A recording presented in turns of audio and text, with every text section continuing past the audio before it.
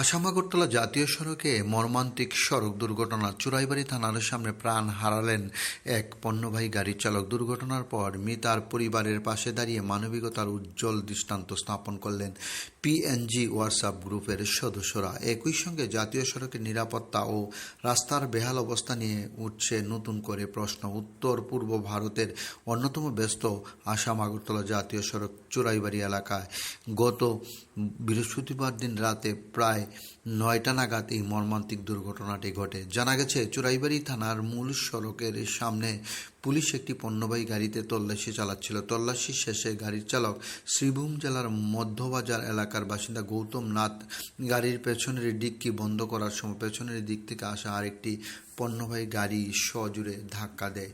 ঘটনাস্থলেই মৃত্যু হয় ওই গাড়ির চালকের। দুর্ঘটনায় জড়িত গাড়িটির নম্বর NL01K7412।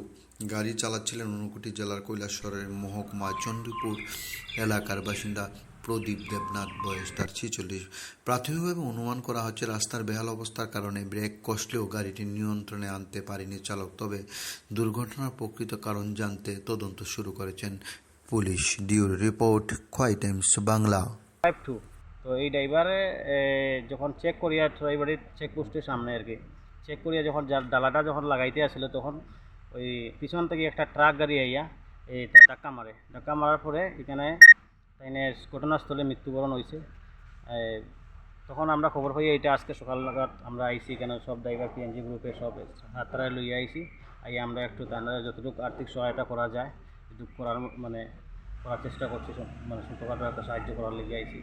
আর একটা জিনিস আমরা প্রশাসনের মাধ্যমে তুলিয়ে ধরতে চাই যে আপনারা এমন একটা সিস্টেম করবেন যাতে এইরকম ঘটনাটা দ্বিতীয়বার না হয়।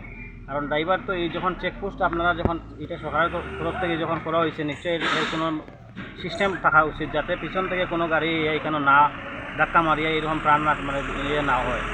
দেখুন কিছুদিন আগে একটা ঘটনা হয়েছে আমরা ওই একজন ড্রাইভার সঙ্গে এই সাগর কইয়া লাইনে গেলে পরপর আবার পরের 2-3 দিন পরে আবার একটা ঘটনা চলাই বাড়িতে। এটা অনেক দুঃখজনক ব্যাপার স্যার আমরা লেগিয়া। তো ওইটাও আমরা হইতে চাইছি আর কি। এখানে কি দাবি কি চান আপনারা? আমরা দাবি চাই স্যার যাতে যে কোম্পানির গাড়ি চালাইছেন তাইনে এই কোম্পানি থেকে তাদের একটু আর্থিকভাবে সহায়তা করা হোক। আর ইন্স্যুরেন্স কোম্পানির থেকে তাদের সম্পূর্ণভাবে যেটা তাদের পাওয়ার এটা পাওয়া হোক, এটা আমরা দাবি থাকবো স্যার।